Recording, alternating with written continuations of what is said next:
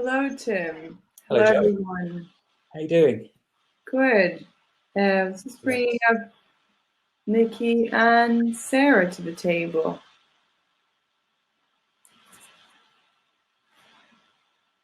Let's see if they can join us. Hello. Hey, Nikki. Hello. Hello. Hi, Sarah. So, Hello. How is everyone? Good. Yeah, there's some nice people already. Yeah. So we're recording now, just because then we can also share this with everyone afterwards, and everyone should be able to see us. So I'll just write in the chat. Let's check. Hello. Can you all see us? Okay, great. Here it says that. So, okay, great. So then we'll kick off then. Thank you very much, everyone, for joining us today. I'm SEO Joe Blogs, the organizer of Search London, and I'm here joined by Tim Sheed, who has been helping me run Search London for 6 years now. So, Long time. yeah, we should be hopefully celebrating our 10th birthday. Yeah, we're going to sort something out. We'll make that happen next year. It might be a belated in-person 10th birthday celebration, but we definitely need to sort something out for that. You could get your own beer. You could make your own Search London beer for you guys as a 10th anniversary beer. That sounds awesome. Good. I'm in. We were lucky to have the March event in person and the February one. This is our third virtual event with Remo, however you say. And we're joined by two great speakers, Sarah Scarf and Nikki as well. Nikki's going to kick off first, sharing his tips about image SERPs and really how to make your store a digital forefront, especially for those that perhaps were used to offline sales.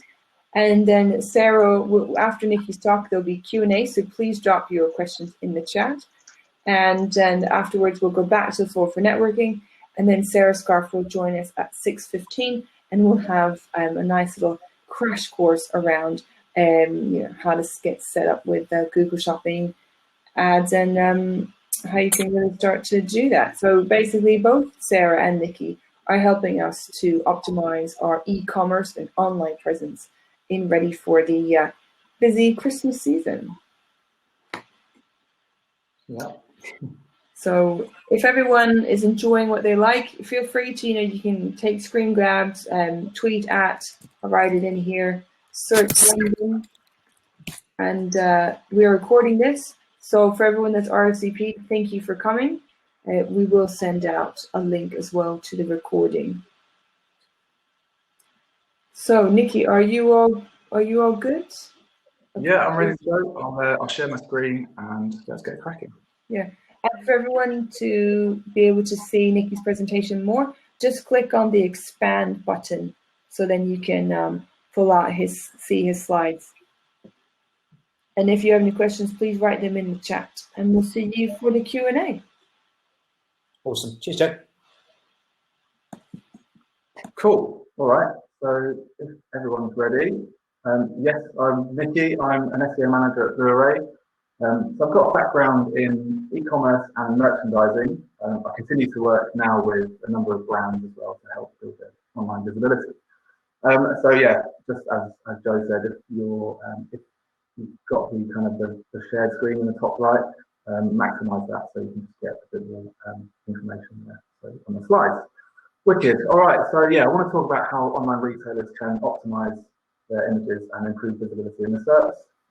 It's been a pretty crazy year, hasn't it? So I think now more than ever, e-commerce sites really need to ensure they're doing everything they can to get the customers to actually buy the products when they're not going to be kind of walking through the store in person.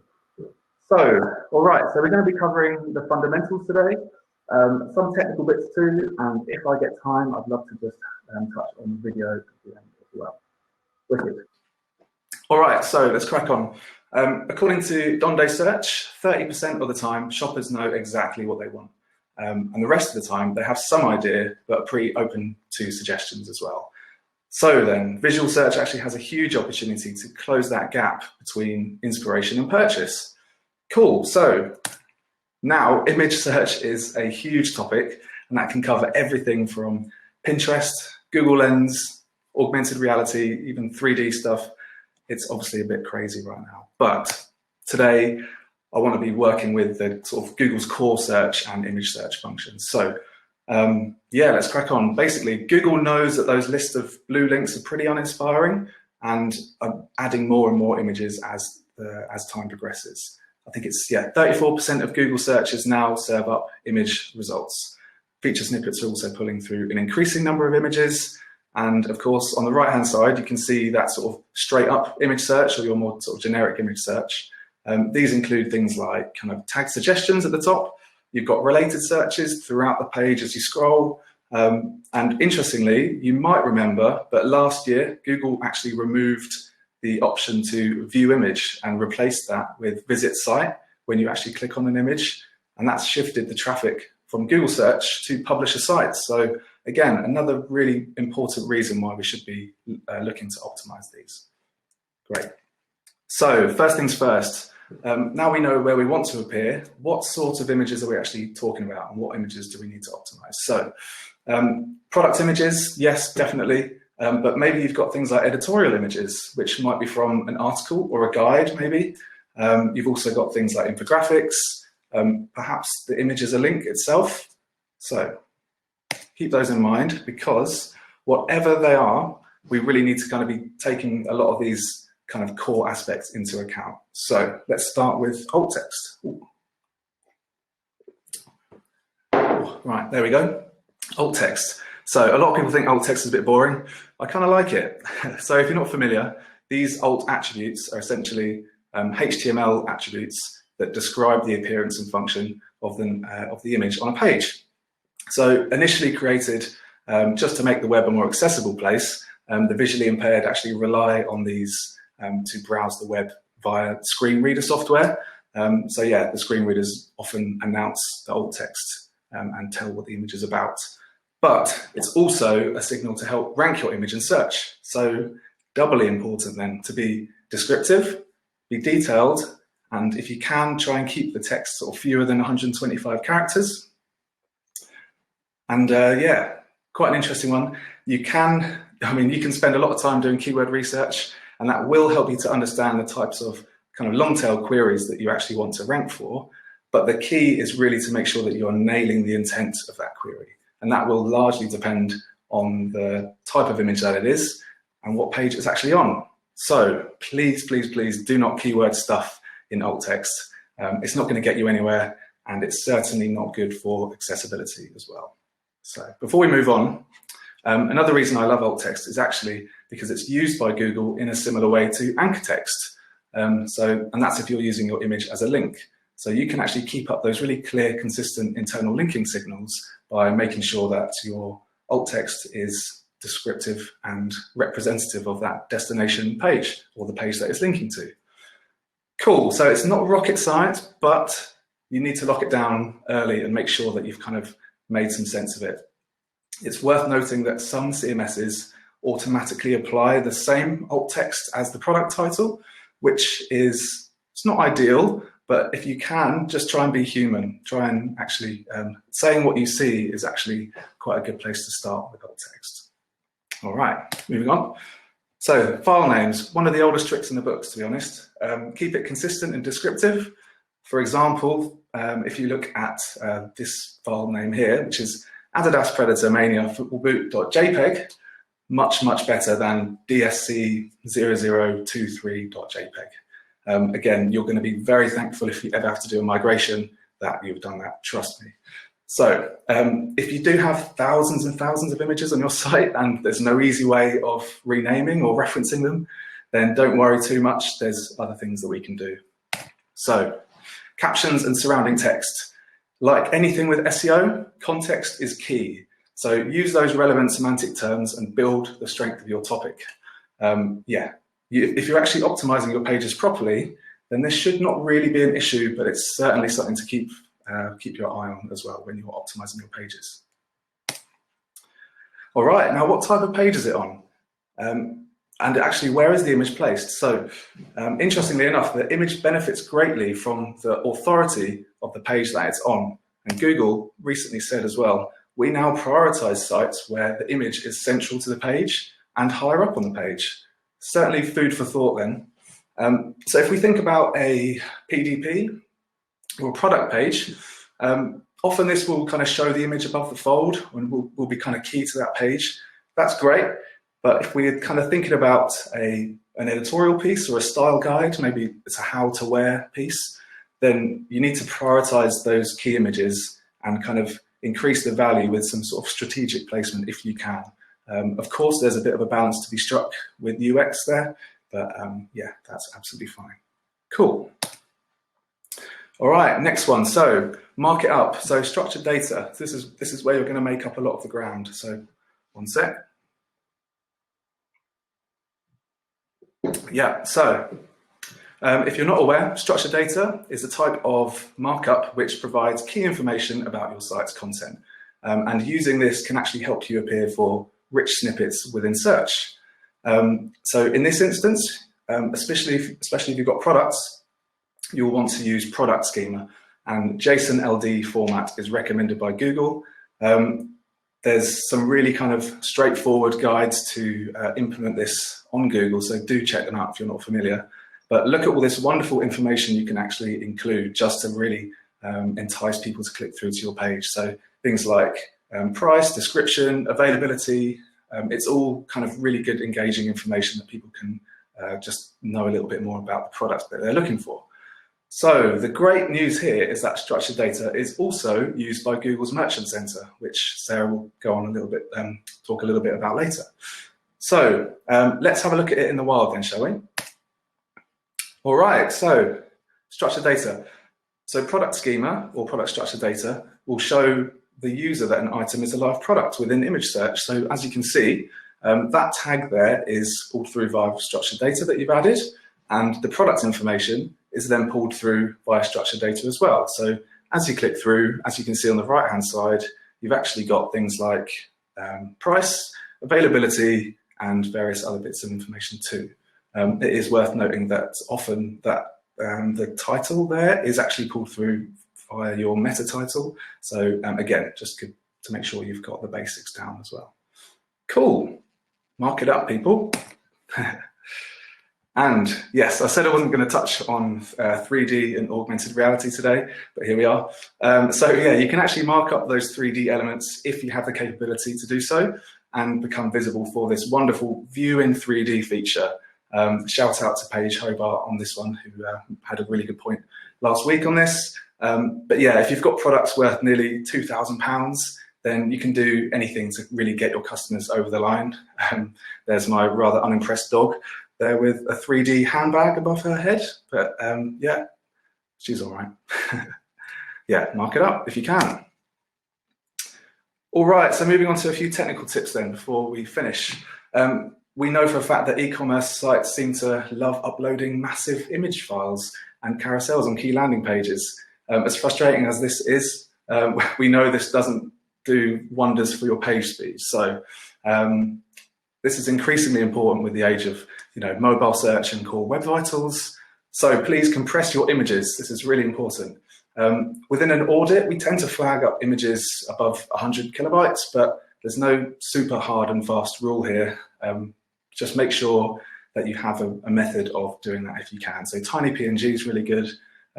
Depending on the CMS you use, your platform might even have a plugin that will help with this too. Next, image scaling and mobile usability. So define your dimensions in the source code, and if you can, create responsive images. You can do that via the source set attribute. Yes, I think that's going to be really beneficial for anyone who's looking to kind of scale your images so that the size is reflective, whether you're using desktop or mobile. Use optimal image formats. So I'm going to call them modern-ish image formats. Holly contested this one. Next-gen image formats such as WebP, JPEG XR and 2000 are far more optimal in that they're kind of compressed and less, well, they compress better, and they don't have as much loss within those or artifacts within the pictures. But not all browsers actually support them yet. So WebP is supported across, I think, 80% of browsers if you wanted to go down that route. But yeah, of course, do keep that in mind. Otherwise, if you're not sure, then just make sure you are properly compressing your JPEGs and your PNGs. XML image sitemaps. So this is actually ideal for ensuring that your images get crawled and indexed in a timely manner.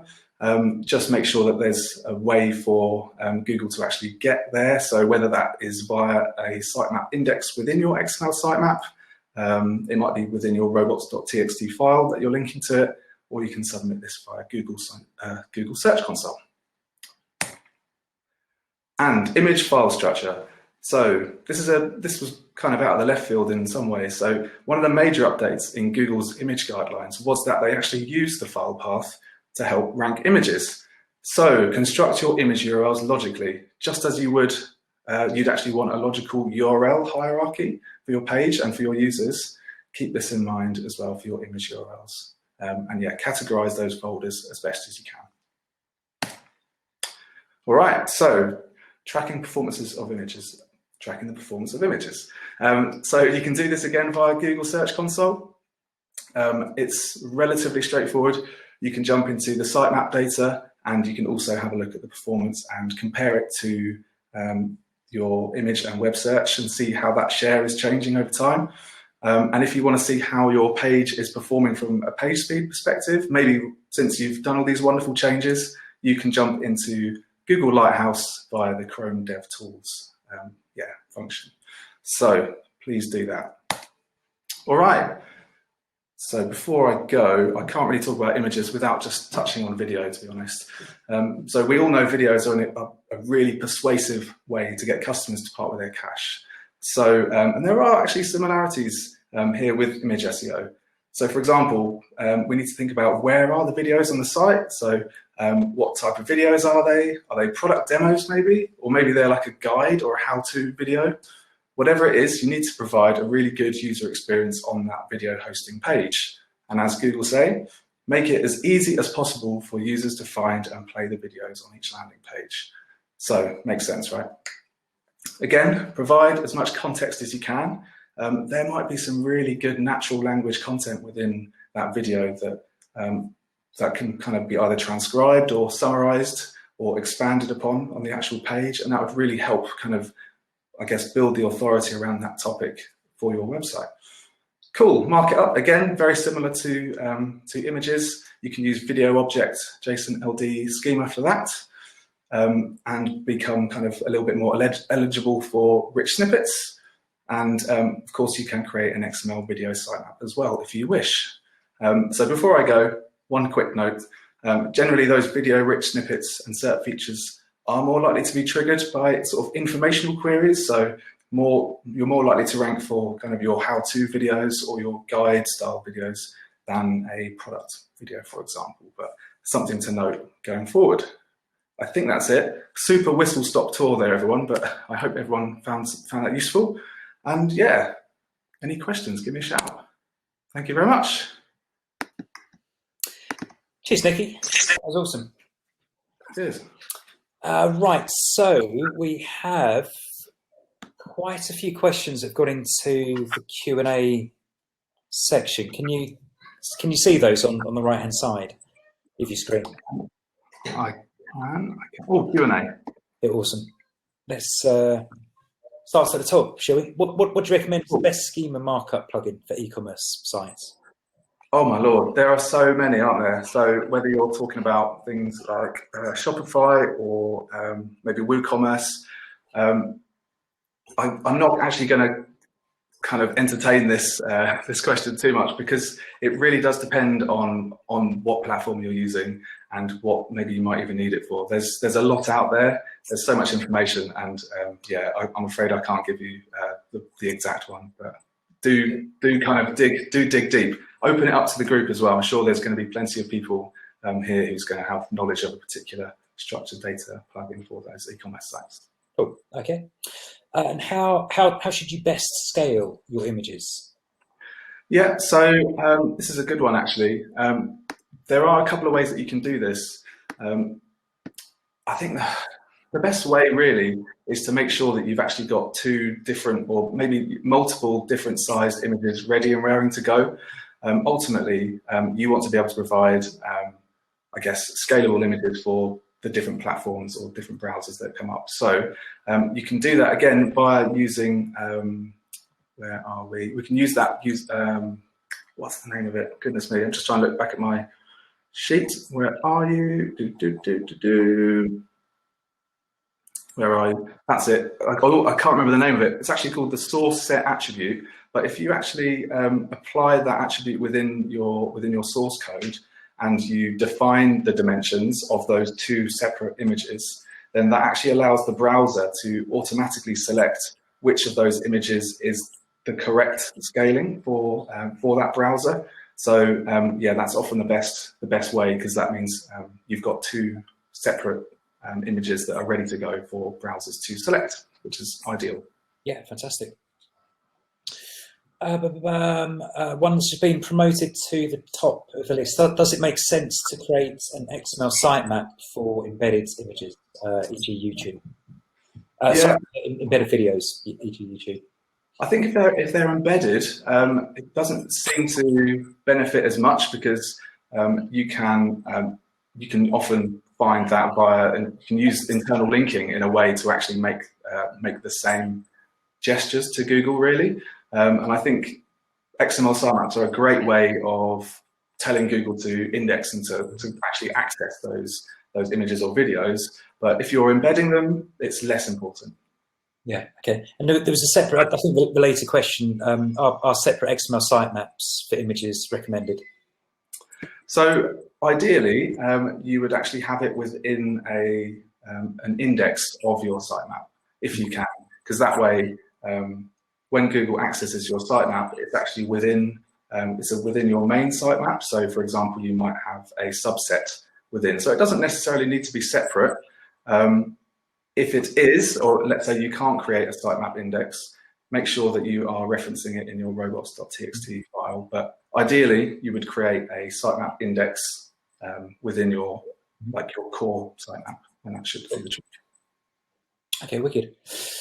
And is there an optimum file size for images to aim for to ensure fast page load?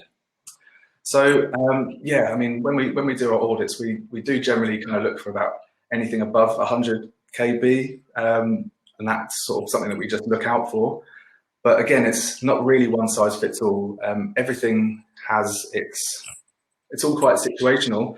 Mm-hmm. You can actually, if you dive into Chrome DevTools, mm-hmm. and I think it's in the network area, you can actually access the particular file sizes of the images and how the browser is serving them. So you can see how much, essentially, you can see the pixel width and if you're actually way off as well. Mm-hmm. So that's quite a good way to find out if it's not optimal. Mm-hmm. And I think with this, again, there's no hard and fast rule, I'm afraid. Mm-hmm. Yeah, anything below 100 KB, if you've got tons of images, is going to be better. Yeah, sure. Okay, cool. Is Safari still not rendering WebP images? I don't believe so. I think it's Safari and Internet Explorer that's still struggling to render them at the moment. Yeah. Awesome. And what's the best product pick dimension for Shopify? Again, that's a very good question. I'm not going to pretend that I actually know the answer to that. Yeah, it's ideally they'll probably have a specification, like specification info on Shopify that will be able to help with that. Sorry, I can't be more specific with that. It's one for Google afterwards. Let's just see if there's any more questions in the chat. So in terms of Shopify, do I need an XML sitemap? What about compression? Yeah, to what extent is compression looked after automatically? Do you know? Say that again. I didn't quite catch that. So the question was in terms of Shopify. What's your experience, opinion? Do I need an XML sitemap? What about compression? Sure. So with Shopify, as far as I'm aware, you don't really have much of a say in your XML sitemap. It's pretty much designated, and the way that your kind of the structure of Shopify is, it kind of automatically, which in a good way, it will populate your XML sitemap. But that also means that you don't really have a lot to play with, because I think there is a workaround, a bit of a techie workaround, to actually ensure that you can manipulate your sitemap a little bit more and create maybe a little bit more structure there. But otherwise, it can be quite difficult to do that. We've found Shopify, it's great for users. Lots of people are kind of starting to move over to Shopify because, you know, it's quite easy to use, and people are happy, especially customers. They are familiar with it, but I think there are certain elements which just are not as customizable as maybe us SEOs would like in some cases. Cool. Okay. We've got a response from Pierre, who's in the room. So Safari 14 renders WebP as of a few weeks ago. Fantastic. There you go. There you go. The man himself. Nice. Cheers, Pierre. That's perfect. Awesome. I think we've covered all of the questions in the Q&A now. Nice. So, yeah, awesome. Thanks, Nikki. Thanks very much, guys. Really enjoyed that. Speak to you in a bit. Thank you very much for joining us tonight, and appreciate everyone adding your Q&As. We'll be back at 6:15 when Sarah's going to give us a mini course overview about how to get started with shopping. So Google Shopping. So back to the tables, and then we'll be putting presenter mode like today, and about like now in about just over 15 minutes. Cool. Nice one. Cheers, Joe. Cheers, Nikki. Thank you. See you in a bit.